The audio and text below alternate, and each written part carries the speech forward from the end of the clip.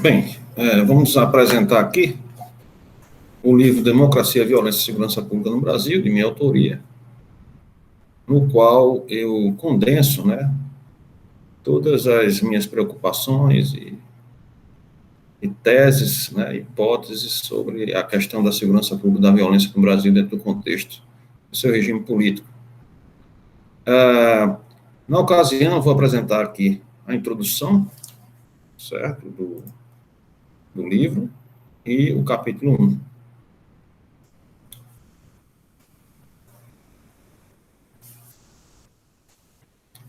Então, trata-se de um e-book, foi publicado aí pela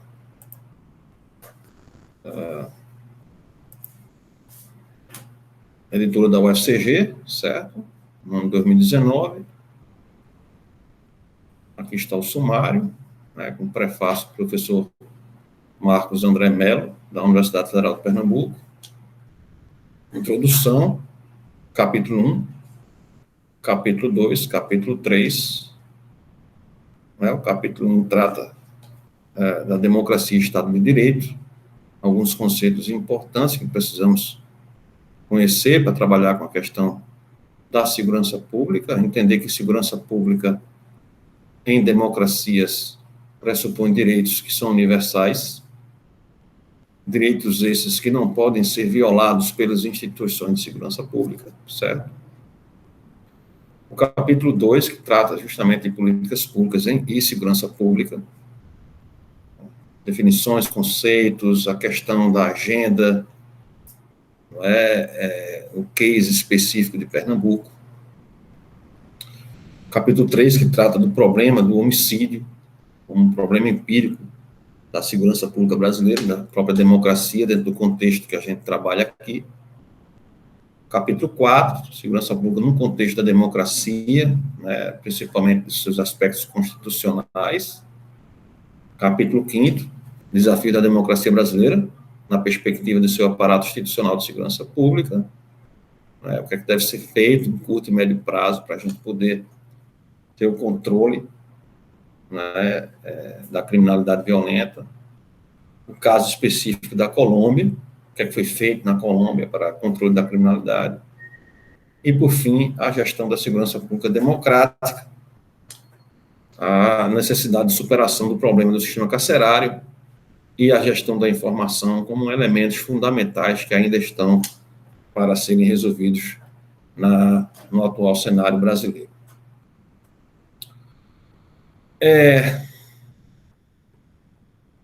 Chegando aí na introdução,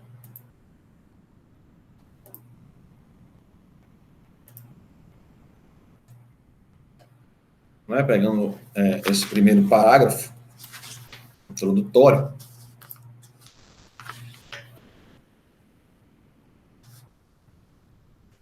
nós temos logo de frente aí, o maior problema a ser enfrentado pelos governos democráticos do Brasil contemporâneo é o de garantir uma segurança pública eficaz, eficiente e efetiva sobre um Estado democrático de direito. E o que isso quer dizer? Quer dizer que o maior desafio da gestão pública brasileira é fazer com que as pessoas tenham segurança, que os indivíduos tenham esse serviço público de forma eficiente, ou seja, respeitando a Constituição, respeitando a legalidade, com o controle da violência, não só o controle da violência na sociedade, mas, sobretudo, o controle da violência do Estado. Sabemos de um conceito fundamental, que é do monopólio da força. E esse conceito é um conceito weberiano, do Estado moderno, que coloca as rédeas, o Estado sob rédeas da sociedade civil. Então, o único ator, um único conjunto de instituições que podem implementar a força, a chamada violência legal, são as instituições do Estado. No caso do Estado democrático de direito, ele tem limites, e os limites são os direitos individuais, os direitos civis, os direitos políticos. Os direitos civis dizem respeito, sobretudo, à integridade física individual, inclusive indivíduos que são acusados de crimes graves, também têm esses direitos salvaguardados constitucionalmente. A segurança pública não pode passar por cima deles. E aí é que está o grande problema nosso. Nós acreditamos que, para controlar a violência, nós só vamos fazer isso através de um pacto no qual a guerra contra o inimigo, que seria o criminoso, deve ser implementado, esse pacto, quando, na verdade, isso é uma ilusão. Quando partimos para uma guerra, muitas pessoas morrem, inclusive inocentes, inclusive jovens, que são recrutados tanto para o Estado, para lutar na guerra, como entre os inimigos, vamos dizer assim, no caso, os criminosos, que recrutam jovens das periferias. E o resultado é catastrófico. Muitos homicídios, muitos assassinatos, muitas mães chorando, e não há controle da violência. Porque o que controla a violência não é guerra. O que controla a violência é inteligência. É a gestão inteligente dos recursos que vão ser destinados à segurança pública. É o controle democrático. Quando a gente fala democrático, e aí vocês vão estudar, nós vamos estudar isso aqui, é democrático no sentido da teoria democrática contemporânea, na garantia, sobretudo, dos direitos civis. Então, uma segurança pública eficaz e eficiente, ela controla a violência na sociedade, entre os indivíduos ali em sociedade, e controla a violência do próprio Estado a não ferir direitos individuais. Grandes democracias, democracias plenas, países desenvolvidos que estão inseridos nessas democracias plenas, as suas polícias são polícias controladas do ponto de vista da violência. Então, nós temos esses países com indicadores de violência sob controle. E quando a gente vai ver, esse controle é dado justamente pela eficiência dessas instituições. E essa discussão que nós temos aí, ela é importante. Nós transitamos da ditadura para a democracia, mas, infelizmente, o nosso aparato coercitivo, que é o aparato ligado à segurança pública, sofreu poucas mudanças formais e informais em relação ao antigo regime autoritário. Então, a segurança pública se manteve, em muitos de seus aspectos, com muitos dos resquícios do antigo regime, do regime autoritário.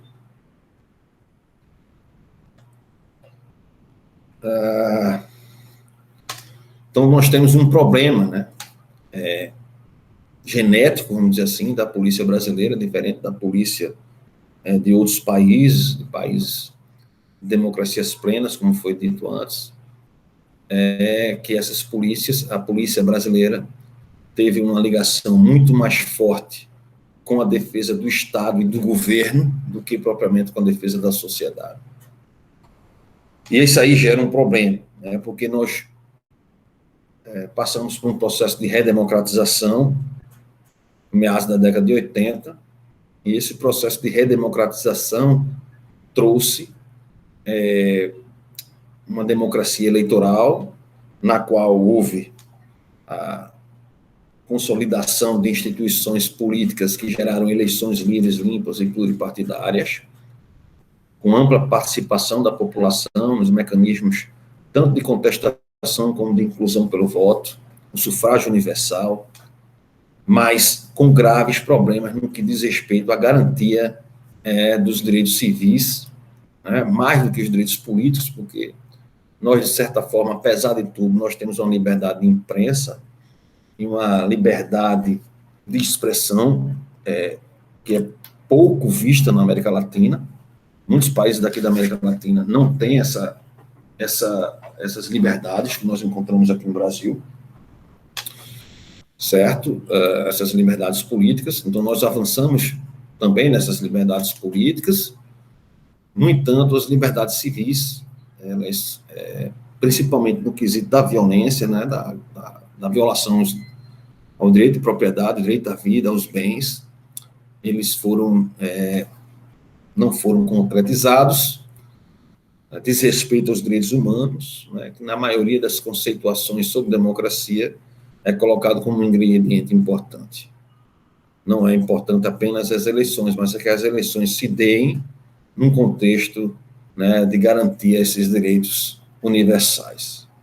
Então, a concepção de democracia, ela é fundamental para entendermos essa questão da segurança pública democrática, né? Porque a segurança pública democrática ela não vai estar alinhada simplesmente à participação política, a uma cultura política de participação ou menos desigualdade social, né? Quando a gente fala de democracia no contexto institucional, a gente está falando de garantias a direitos individuais, a garantia de direitos que são universais, garantia de direitos caros para os cidadãos de uma sociedade, aquilo que a gente chama de direitos de cidadania. Então, quando há um homicídio, por exemplo, né, aquele principal direito, o direito mais básico do cidadão, que é estar vivo, né, de ter a sua integridade física garantida, porque muitas das vezes o sujeito não é assassinado, mas sofre tortura por agentes do Estado, por exemplo. Esses direitos, quando são violados numa escala muito alta, colocam em risco a estabilidade do regime político. Não é? Porque na insegurança pública, você não vai ter garantias institucionais a esses direitos tão básicos. Há possibilidade de que isso desemboque no crescimento do crime organizado, das facções criminosas. E o crescimento dessas facções criminosas leva à introdução no sistema de representação política de atores políticos que vão defender os interesses das organizações criminosas. A gente já encontra isso no Brasil. Não podemos dizer que já se tornou algo a tal ponto de não termos o mínimo de estabilidade para o funcionamento das instituições. Não. Mas podemos chegar numa situação periclitante se a violência continuar crescendo, principalmente porque boa parte dessa violência tem ligação com as facções criminosas que nasceram dentro dos presídios, né? Então, caminhando, né, nessa discussão, nós temos problemas ligados às instituições ligadas ao aparato de segurança pública, não é? Então, a própria instabilidade institucional das nossas polícias é grave para o bom andamento do nosso sistema político e da sociedade, como de uma forma geral. Então, nós temos acontecendo, vez por outra, movimentos dos policiais no intuito de ter mais poder, de ter mais direitos também. A Polícia Militar é uma instituição fundamental para a garantia da lei e da ordem, mas segue todo um preceito institucional militarizante, né, da doutrina militar. Então, muitas das vezes há problemas, porque os policiais querem pressionar governos para melhorias salariais, estrutura de trabalho, mas esbarram na legislação, né, na possibilidade de ser preso por motim, coisa do tipo. Isso dificulta muito o desenvolvimento de um policiamento eficaz, né? O policial, como qualquer agente público, ou até mesmo privado, né, numa empresa privada, ele precisa estar motivado, estimulado, e ele também tem que ser ouvido, escutado, porque é um importante agente da sociedade civil e da democracia. E aí a nossa tese, né, principal é que no Brasil nós não temos uma democracia consolidada, né? Nós temos um regime político que promove eleições, conforme a discussão teórica sobre democracia, mas que há graves problemas, graves impedimentos, né, em estruturas institucionais que fragilizam os direitos, né, que violam direitos. Então, as instituições coercitivas, aquelas ligadas ao aparato de segurança pública, violam de forma constante os direitos civis dos cidadãos brasileiros, né? Nós temos uma série de exemplos nesse sentido. Nós não temos um policiamento nem ostensivo, nem investigativo, vamos dizer assim, mais organizado do ponto de vista da gestão, e nós temos problemas de corrupção e de impunidade que trabalham contra. A democracia brasileira ela é frágil, não só por isso, né, não só pelas instituições que passam aí pela segurança pública diretamente, mas também pela proeminência política dos militares na agenda de políticas públicas brasileiras, e não é só segurança pública. No entanto, o foco nosso aí é dado na segurança pública e nos agentes da segurança pública, que é o que interessa a nós aqui.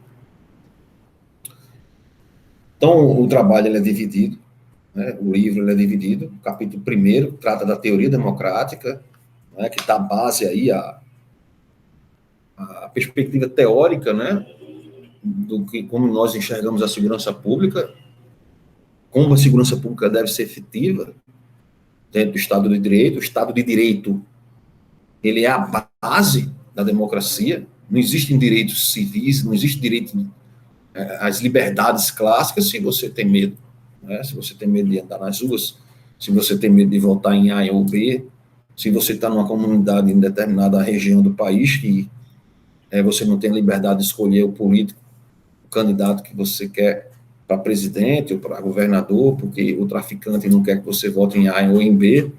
Então, tudo isso deve ser levado em conta, e tudo isso nós levamos em conta como um pano de fundo para estudar a segurança pública.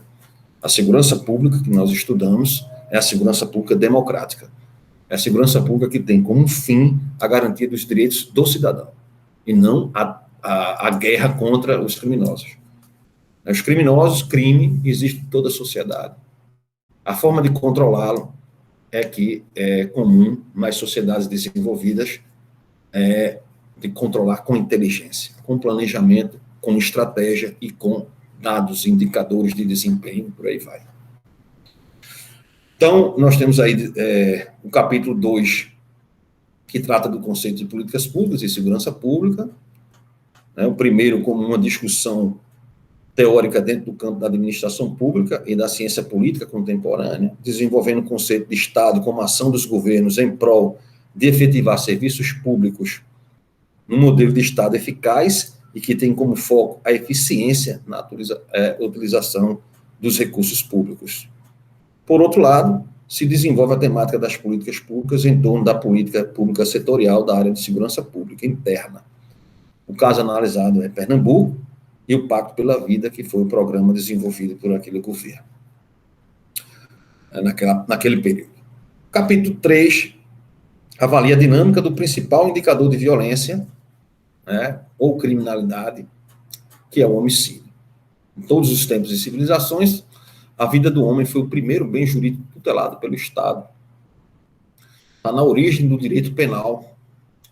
Daí a importância deste indicador como um proxy, né, e aí tem a explicação do conceito, né, do proxy, que é uma variável que substitui um conceito abstrato, para o estudo da violência.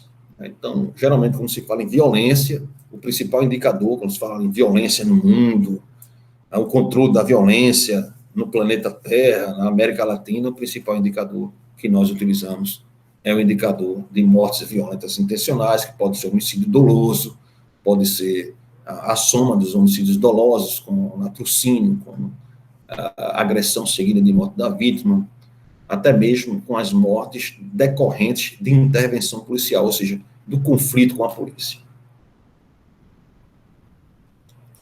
Não há uma convergência entre todos os especialistas e pesquisadores sobre esse indicador, mas teremos tempo para falar a respeito disso, né? Em outro vídeo, claro. Dessa forma, se introduz aí um debate teórico sobre os homicídios, enfim, sobre esse problema empírico da democracia brasileira, ou seja, do Estado de Direito brasileiro, que é o problema da violência homicida, que ceifa, sobretudo, os mais jovens, os mais vulneráveis, aqueles que estão em situação de vulnerabilidade social, que são mais facilmente recrutados pelos traficantes nas favelas e nas comunidades Brasil afora. O capítulo 4, né, há um desenvolvimento de uma análise sobre a segurança pública dentro desse contexto semidemocrático, vamos dizer assim, como a segurança pública aparece dentro desse contexto, quais são os seus defeitos estruturais, né? Quais são, formalmente, como está desenhada a segurança pública, os gargalos institucionais, a lacuna dentro da Constituição, não é? Então, há um problema de regulamentação das polícias que ainda não foi superado na democracia brasileira ou na semi-democracia brasileira.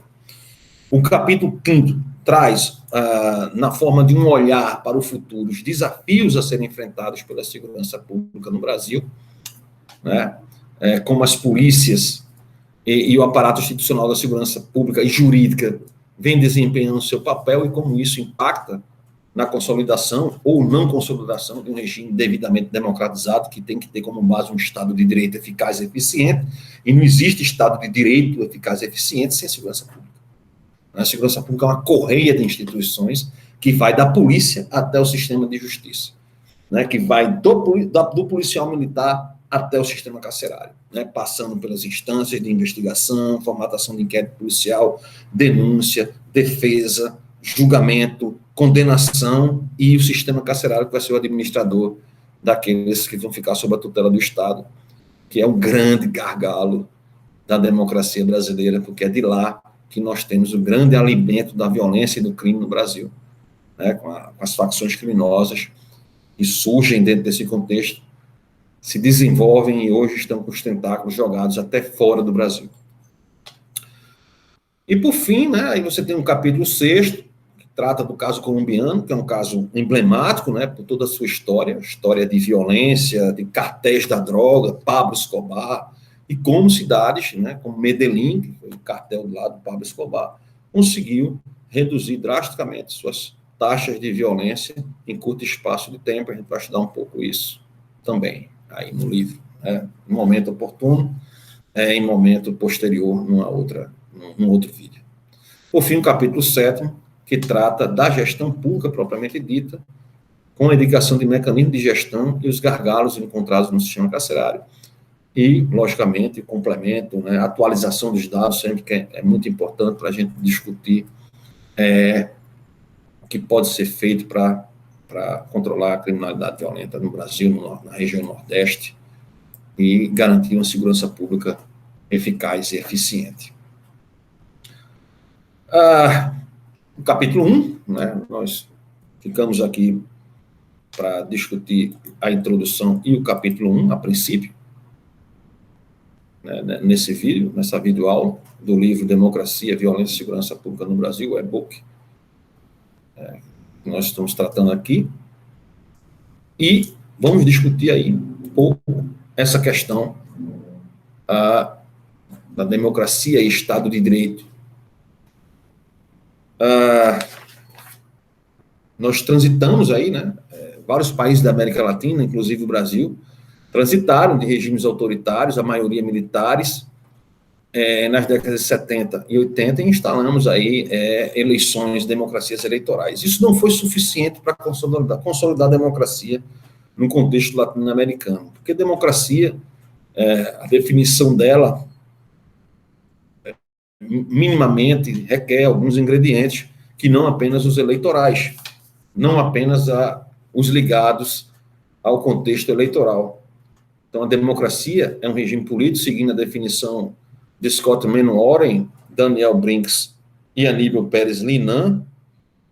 A democracia é um regime político que promove eleições competitivas, livres e limpas para o legislativo e o executivo, que pressupõe cidadania adulta abrangente, né, aqueles que vão ter acesso ao sufrágio universal, que protege as liberdades civis e os direitos políticos, sobretudo as liberdades básicas, como o direito à vida, aí aos bens, liberdade de manifestação, de associação, direito a um acesso à justiça, uma justiça célere, imparcial, isenta e fácil de ser acessada, na qual os governos eleitos de fato governam e os militares estão sob controle civil. Então, essa é uma descrição de caráter procedural, né, minimalista, dentro da discussão teórica da democracia, que a gente faz mais profundamente. Há toda uma discussão nesse capítulo sobre a origem dessa discussão chamada elitismo democrático ou democracia eleitoral e tal.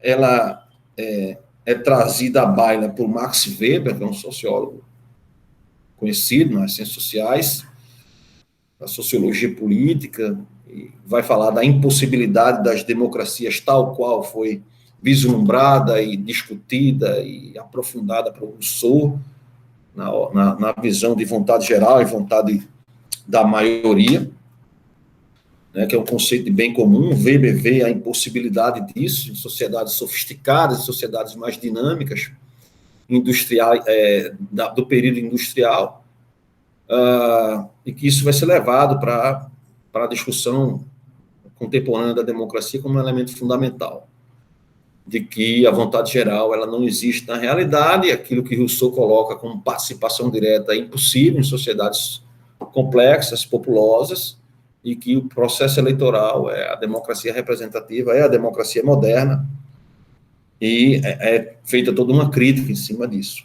O Schumpeter vai ser um outro teórico que vai discutir, pegando a reboque, essa crítica feita por Weber, discutindo o conceito de bem comum, dizendo que ele não existe, né? Então, temos até uma citação direta aí na página 26, não existe algo que seja um bem comum unicamente determinado, sobre o qual todas as pessoas concordem, ou sejam levadas a concordar, através de argumentos racionais, para diferentes grupos e indivíduos, bem comum está fadado a significar diferentes coisas. Ou seja, essa história de que existe um bem comum, indiscutível, de que a deliberação da população, a vontade do povo, a voz do povo é a voz de Deus, na verdade, na prática, isso não se concretiza. Sem entrar muito nessa discussão, se o Schumpeter e o Weber estão errados ou não, de que a gente não tem, devemos criticar ou não a participação direta, isso é bastante controverso.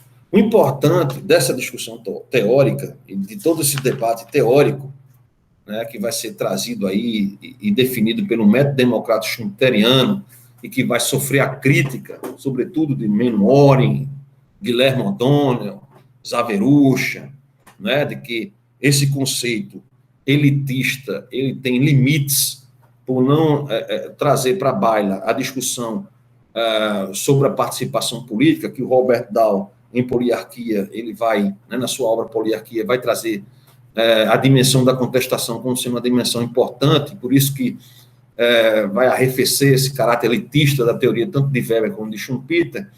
A contestação importa, né, e isso só vai se dar com o Estado de Direito.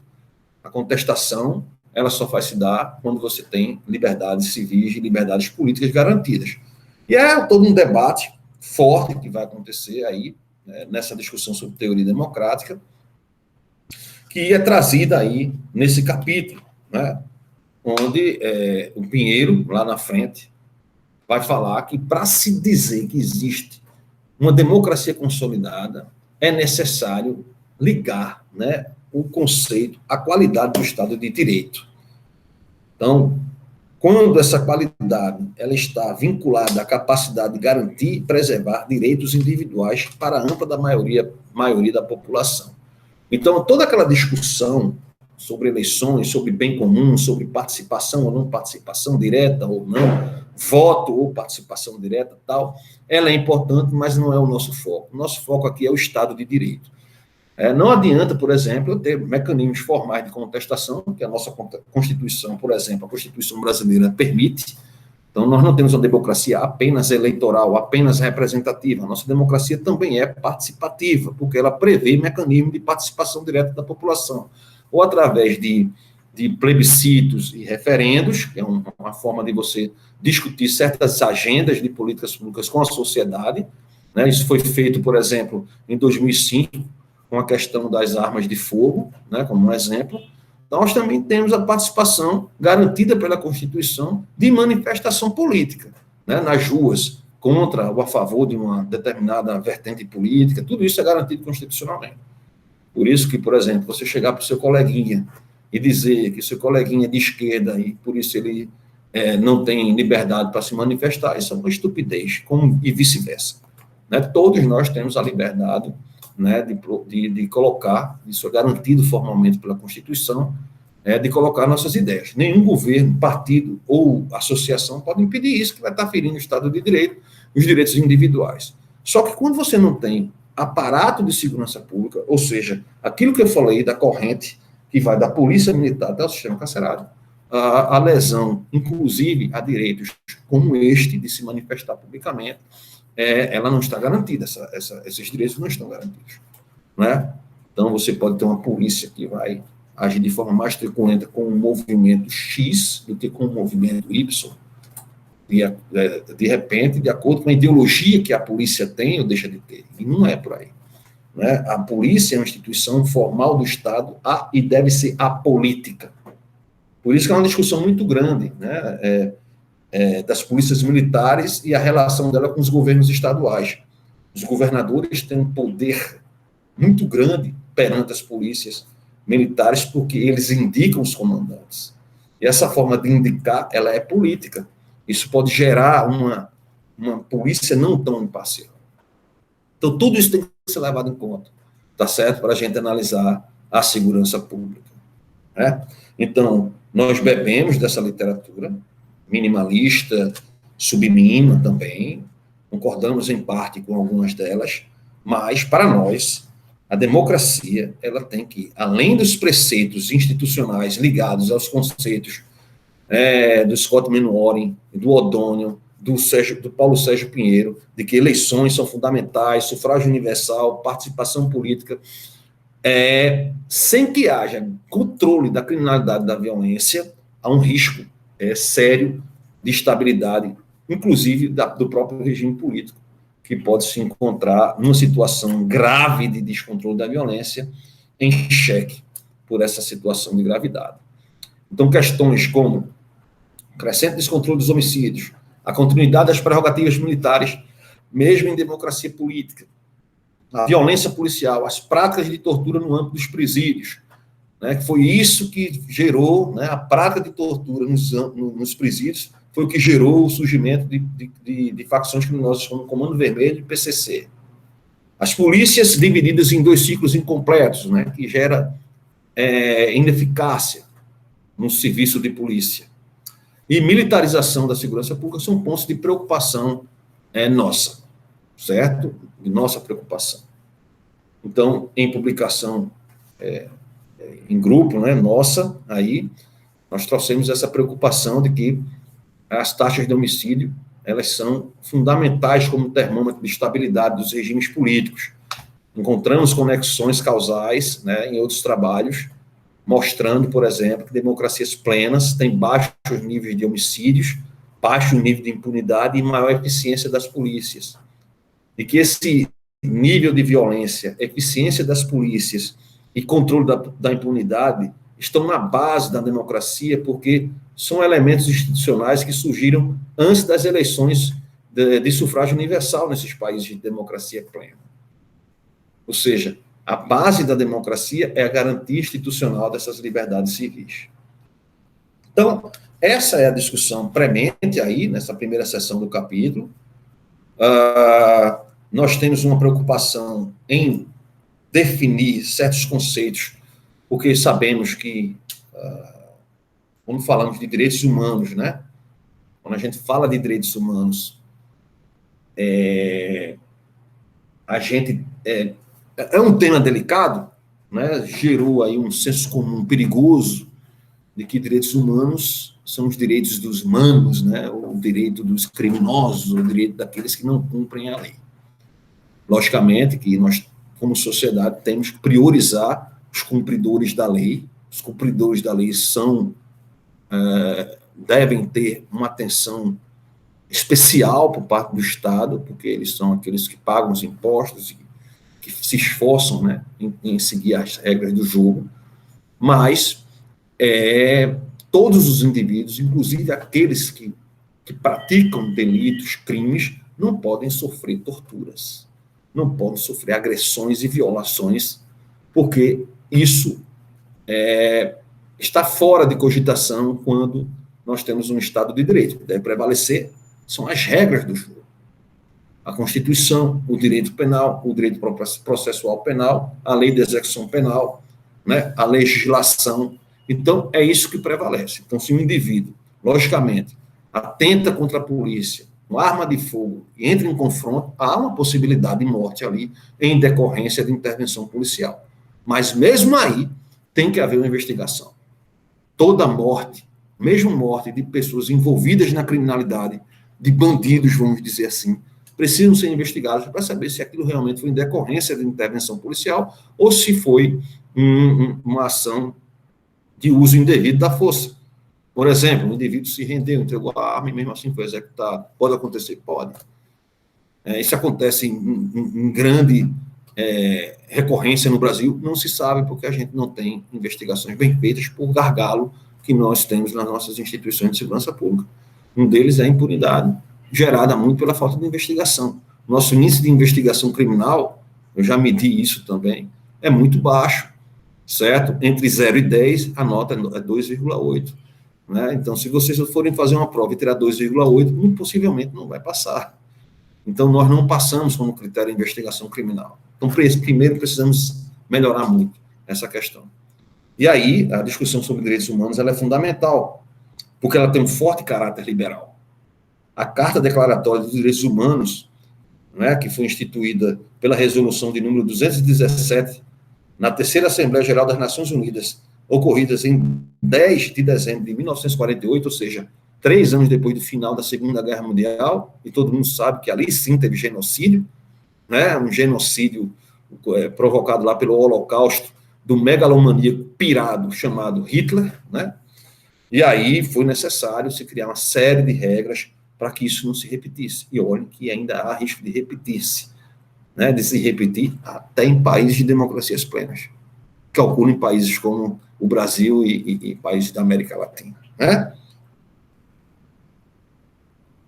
Então, no preâmbulo dessa carta, da Declaratória dos Direitos Humanos, da qual o Brasil é signatário, os povos das nações declaram-se decididos a preservar as gerações vindouras do flagelo da guerra, a reafirmar a fé nos direitos fundamentais do homem e a promover progresso social e melhores condições de vida dentro de um conceito mais amplo de liberdade. Então, veja que esse conceito mais amplo de liberdade tem como base os direitos fundamentais do homem. Vida, bens e liberdade. Esse tripé dos conceitos fundamentais do homem, vida, bens e liberdade, ele está, né, a sua filosofia política está lá atrás, no século XVII, no segundo tratado do governo civil de John Locke, que é o pai do liberalismo político. Não é trivial. Tão importante como os direitos sociais são os direitos fundamentais. Fundamental, o nome já está dizendo, que fundamenta, que está na fundação. O que é fundação? Que está no alicerce. São as pilastras do prédio. Tá certo? Então, verifica-se nesse trecho da carta um forte caráter liberal, né? Atrelado a esse conceito liberal, desse tripé, que é lockeano e que é secular, né? Está na base da Constituição, do segundo Tratado do Governo Civil de Locke, da Constituição Consuetudinária Britânica, vigente até hoje, e na Carta de Independência dos Estados Unidos, que vai ser a sua Constituição lá em fins do século XVIII, que está lá na Filadélfia, né? Com seus artigos, que tem como ponto de partida que todo homem nasce livre em busca de sua felicidade. E está lá esse quarto ingrediente, felicidade, entrando como um preceito além do tripé dos direitos fundamentais. Né? Nós não podemos perder isso de vista quando falamos de segurança pública. Certo? Então, antes do progresso social, a liberdade como direito e valor universal é defendida com veemência por esses documentos tão importantes, sobretudo por ter sido composto em momento fundamental da história da humanidade após a catástrofe da Segunda Guerra Mundial, né, como dito. Então, esses países, né, que vão ser adeptos, inclusive o Brasil, da Carta Declaratória, né, sofrem grandes pressões internacionais para a introdução de regras constitucionais e leis que garantam esses direitos. O nosso sistema carcerário, por exemplo, está longe de garantir, né, esses preceitos. Então, países em contextos como semidemocráticos, como o brasileiro, que passaram por ditaduras, né, como a maioria dos países da América Latina, a fragilidade de suas instituições políticas, sobretudo aquelas ligadas ao aparato de justiça criminal, é quase uma regra. Na América Latina, vários especialistas questionam a propriedade de se aplicar o rótulo democracia à maioria dos países dessa região. Eu sou um deles. Por isso que eu chamo o Brasil de semidemocrático. Porque nela, o processo de institucionalização do Estado de Direito é frágil. Ou seja, o seu fundamento, o seu alicerce é frágil. Então, tudo que você for colocando em cima, e o alicerce é frágil, ele corre o risco de cair, como se fosse uma estrutura de uma construção sobre pés de barros. Pés de barro. E muitas das vezes, essa estrutura frágil do Estado de Direito, ele é incompleto, o que macula a garantia dos direitos fundamentais, aquele tripé falado anteriormente. Não obstante, em muitos desses países existia uma ampla rede de direitos sociais, garantidas por programas sociais governamentais que visam, muitas das vezes, cooptar as massas, que é o que ocorre em países como Brasil, Venezuela e Argentina. Brasil, semidemocrático, Venezuela, um país já autoritário, e a Argentina, um país que está caminhando para o autoritarismo. Né? Tudo isso porque os seus direitos fundamentais estão aí cada vez mais sendo violados. Os direitos fundamentais, que são os direitos de primeira geração, não é? Como eu falei, o tripé, liberdade, vida e bens, né? Somando-se à felicidade, como dito lá na Constituição dos Estados Unidos. Então, esses direitos, né, eles são fundamentais. Sem um Estado de Direito sólido, abre-se a lacuna para a agressão e violação desses direitos. Então, nós vamos ter cidadãos de diversas categorias, cidadãos que não merecem ter seus direitos infringidos e cidadãos, né, que merecem ter direitos infringidos, são os mais pobres, envolvidos com a criminalidade, os drogados, as prostitutas, os mendigos e por aí vai, porque não fica vinculado os que têm problemas mentais e que mendigam nas ruas. Então, quando você não tem um Estado de Direito, essas coisas acontecem. Geralmente a gente vincula somente a imagem do traficante perigoso com um fuzil na mão. Mas quando a gente fere o direito de um, a gente está ferindo o direito de muitos também.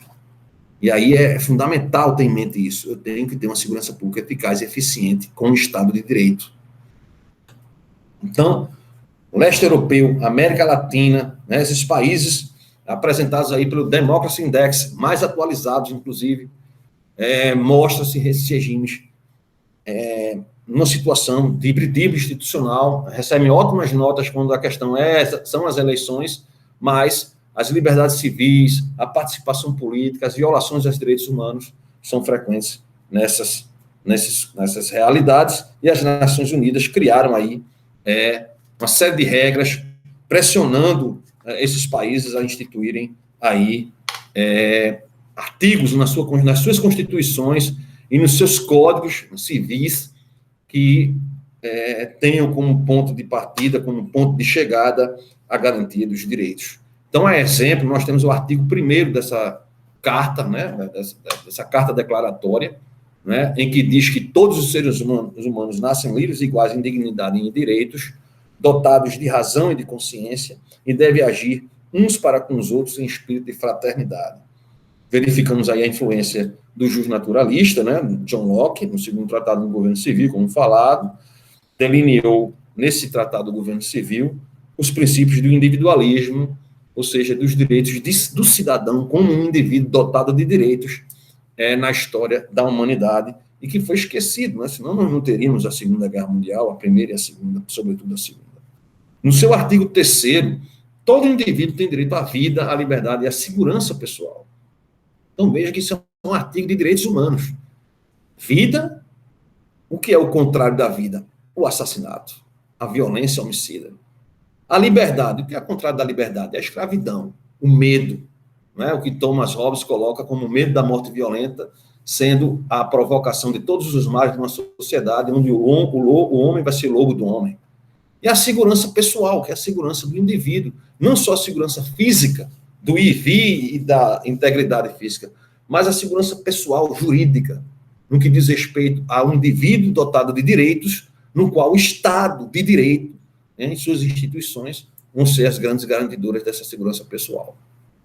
Então, É fundamental, né, essa discussão, antes de adentrarmos em qualquer discussão sobre segurança pública, e a maioria, né, das discussões sobre segurança pública não parte desse debate sobre democracia e direitos humanos. Então, no artigo 10º, toda pessoa tem direito em plena igualdade, veja, igualdade jurídica, igualdade perante as leis, igualdade perante as instituições do Estado, toda pessoa, ou seja, independente de qualquer coisa, cor de pele, nascimento, conta bancária, sexualidade, se cometeu crime ou não, se está sendo acusado de um crime ou não está sendo acusado, toda ela tem essa igualdade, ou seja, a igualdade no liberalismo é essa igualdade que todos são iguais perante as regras do jogo. Não é? Nós temos que instalar isso para evitar que o Estado, por pecar no Estado de Direito, que devem chegar todos de forma igual perante a lei, precise a todo tempo ter que criar regras específicas para grupos que são excluídos do Estado de Direito.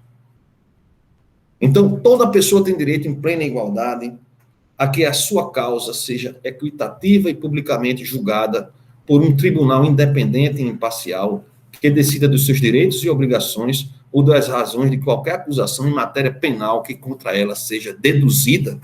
Então, eu preciso de um poder judiciário independente, despolitizado, apolítico, que tenha como norte de suas ações os direitos, né, atrelados a um conjunto de direitos, né, que estão lá no Estado de Direito, que é a base da democracia. Então, direitos humanos, direitos fundamentais, universais, estão imbrincados com o conceito de democracia. Não tem como separar eleições, democracia representativa, eleitoral, do Estado de Direito. É um conjunto. O Estado de Direito é o fundamento, é fundamental. São as estruturas. O Estado de Direito, né, forma as estruturas, né, que vão ser o alicerce da democracia e, logicamente, das políticas públicas de segurança. Certo? Então, é isso, né, esse conteúdo aqui sobre a introdução e relacionada aí à problemática da segurança pública no Brasil, o grande problema, o controle dos homicídios como crime violento, o desenho que foi estruturado nessa obra para discutir segurança pública dentro de um contexto mais amplo da democracia e dos direitos humanos, e o capítulo 1 trabalhando tanto o conceito de democracia como de Estado de Direito e, logicamente, que está ali dentro do Estado de Direito, que são os direitos fundamentais, que é o alicerce, certo, de todas as democracias existentes e que, quando são frágeis, também frágil é a democracia. Valeu, muito obrigado.